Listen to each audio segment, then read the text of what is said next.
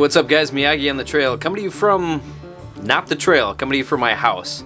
Today we're going to be doing an organizational video. So we're all in isolation, we're all on this lockdown here now with the whole coronavirus going on. So today I'm going to give you a peek into my world, into how I organize my backpacking gear. And for those of you that don't know me really well, I have a bit of an OCD problem when it comes to organization. I like bins. I like bins. Bins. Just ask any of my co-workers or trips, I love bins. Bins are my thing. So you're gonna see probably a few hundred bins where I keep all of my backpacking gear. One of my philosophies is that everything has a place. So everything has a place to go back to. So when I buy something or make something, it's got to have a home. And that's very similar to how I pack my backpack. I know some people say that you shouldn't have a lot of stuff sacks or things like that, but I like everything to have a home.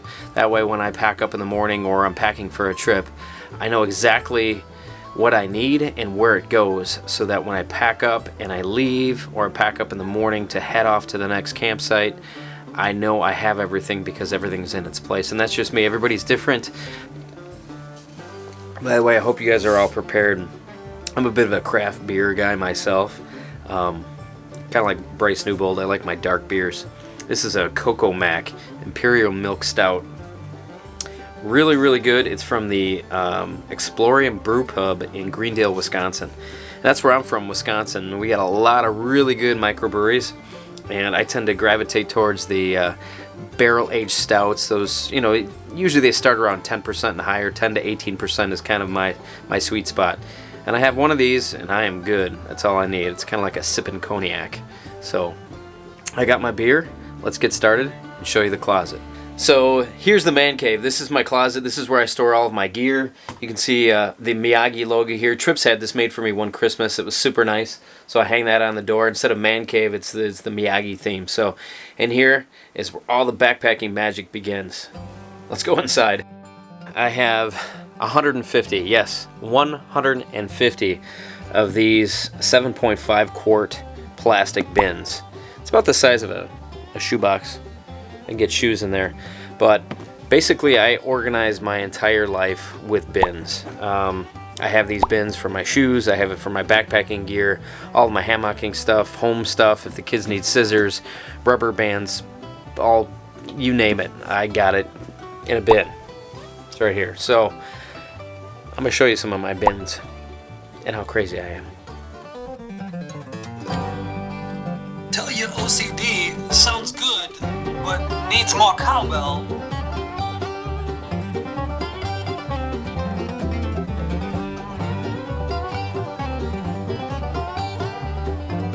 So I'd say about 80% of my backpacking gear is all right here, labeled in an individual bin. When we're packing up for a trip, if I have to search for a piece of gear more than about 5 minutes, it drives me absolutely nuts. So I came up with this labeling system and these bins, and man, has it worked out really well for me. For instance, if we're heading out on a trip and we need Trips' hammock, she uses the Warbonnet Ridge Runner, and its home is right here because it's labeled. It even has a sticker. It's legit, right? So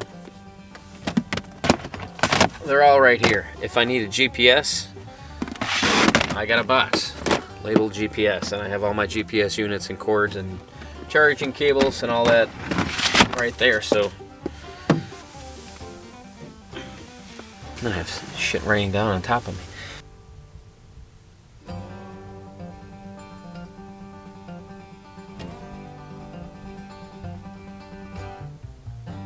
Across from the bins is where I keep all my clothes.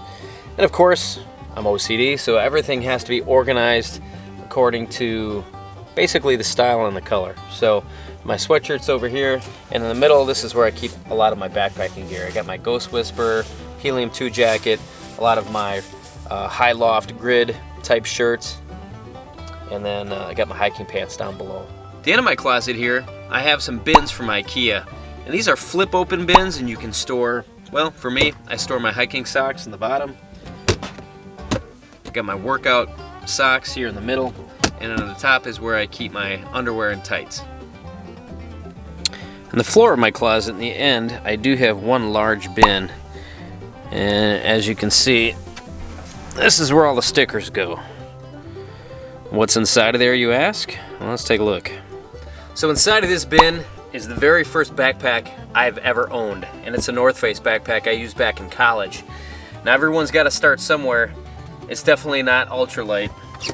You got to take a look at this.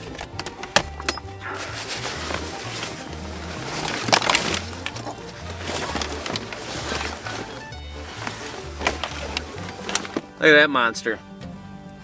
This pack alone weighs 6.5 pounds.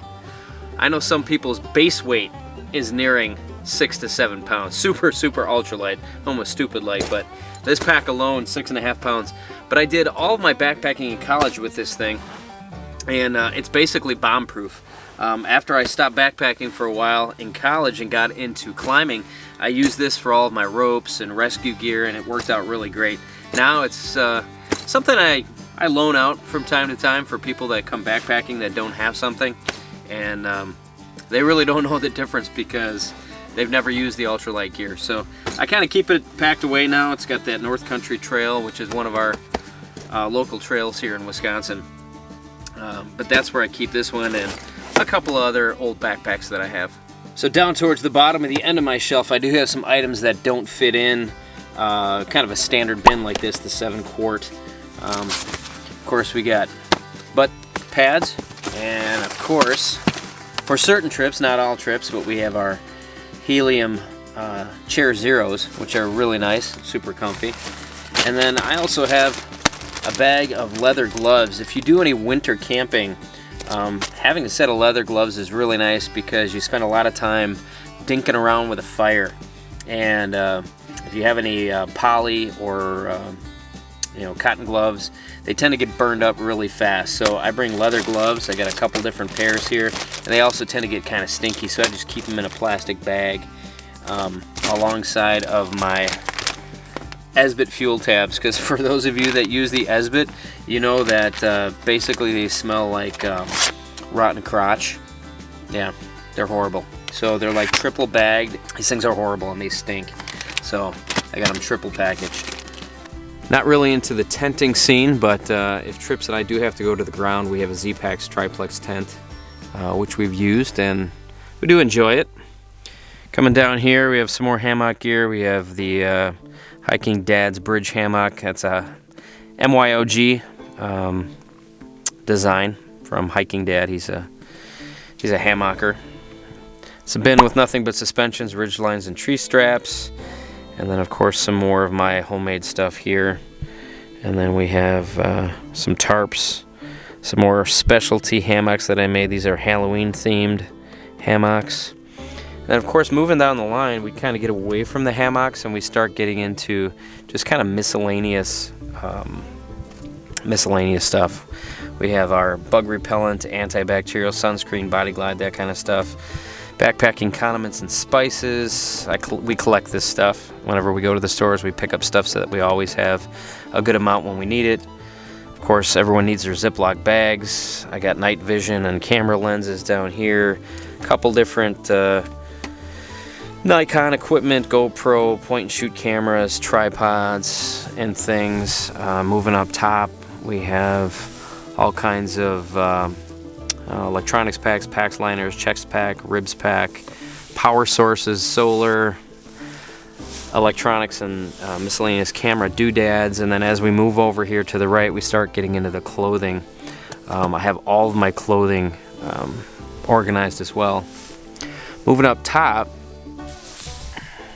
we start getting into our cooking. So you got fuel containers, all kinds of camp stoves, bear bag and lined food cozies, utensils, and a few pots, more pots and windscreens. And then we start getting into the water filtration. I have 3 separate bins for water filtration because that can get a little complex, especially when you start collecting numerous different designs. They each have their different adapters and things.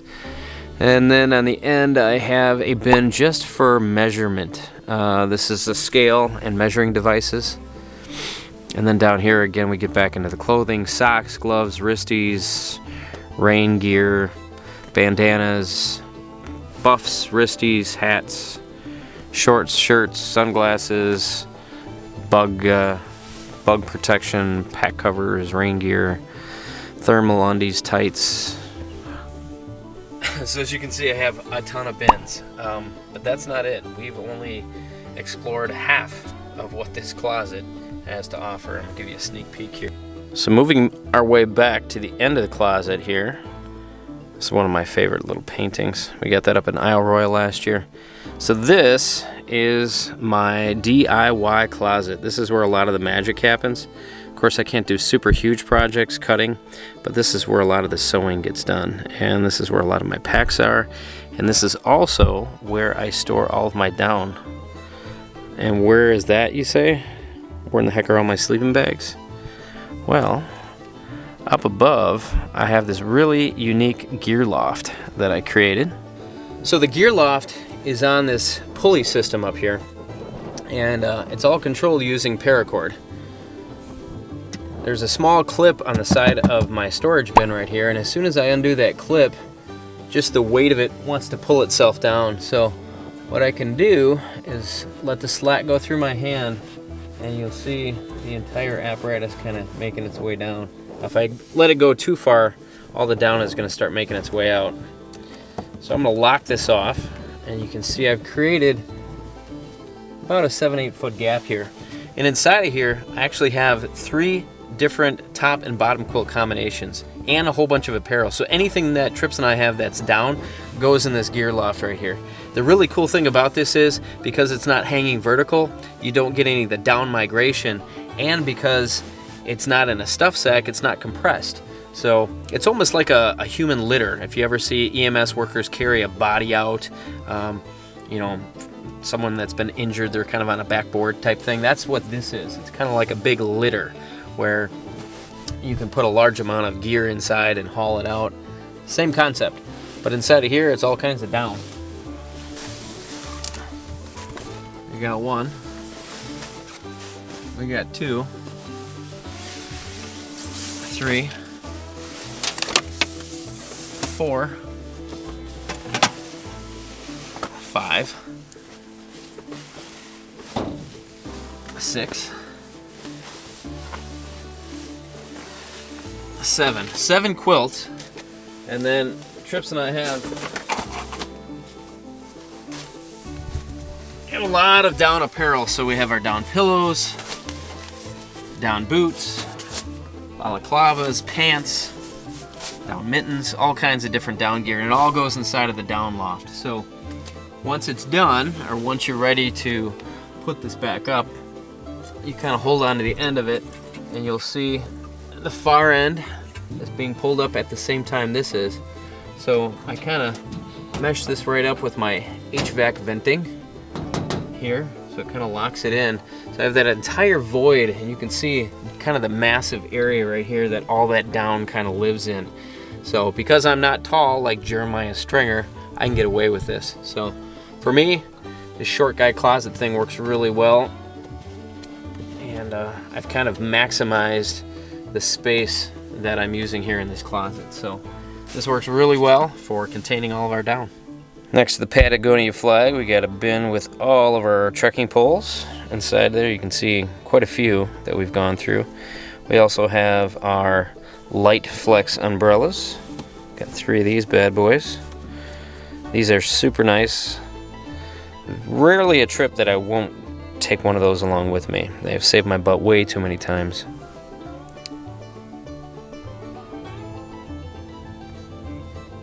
You see a lot of my packs up here. So that is my Z-Packs Arc Blast.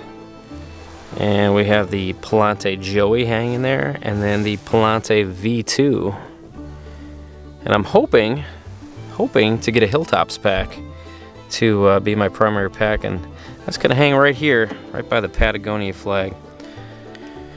By the window here, I have my face blanket from Hilltop. And here is my workstation. It's where a lot of the magic happens. That's right.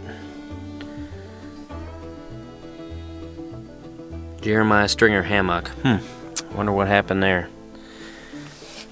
So yeah, we're able to squeeze a lot of stuff in a very small area here. These are, a lot of these bags right here are projects that are kind of in the works, and extra fabric. And of course we have more bins with more stuff. That's my winter tent, the Hilleberg. That's the Nalo 2 GT. And some of my winter fuel bottles. And then up top there we have the sealing machine for doing dehydrated food and all kinds of extra fabric up top. And then all over here we have extra sewing supplies. All kinds of stuff. You need parts? I got parts. You need clips? We got clips.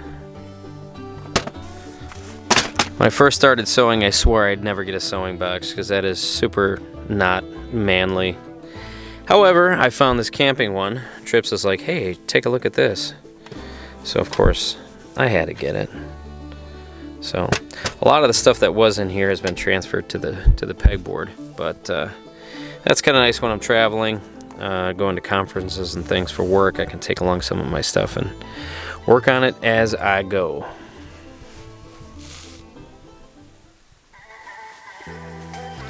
Hey, thanks again for following along, guys, and seeing how I pack up my gear and how I store it. Not everybody's the same. I'm a bit OCD, as you can see. Yeah, you know me. Yeah, so I'm going to tag 4 people. I'm backpacking with Jason, JK is hiking, Hunter's Trip, and, of course, Jeremiah Stringer. I want to see how the 4 of you guys store your gear. I want to see what you guys have going on. Is it as OCD as mine? I don't know. Show me. We got plenty of time. We have to isolate. It's isolation drills, y'all. Isolate. Stay safe. Wash those hands. And, you know, eventually we'll be able to get on the trail. I'm going to go make a hammock. See you guys later.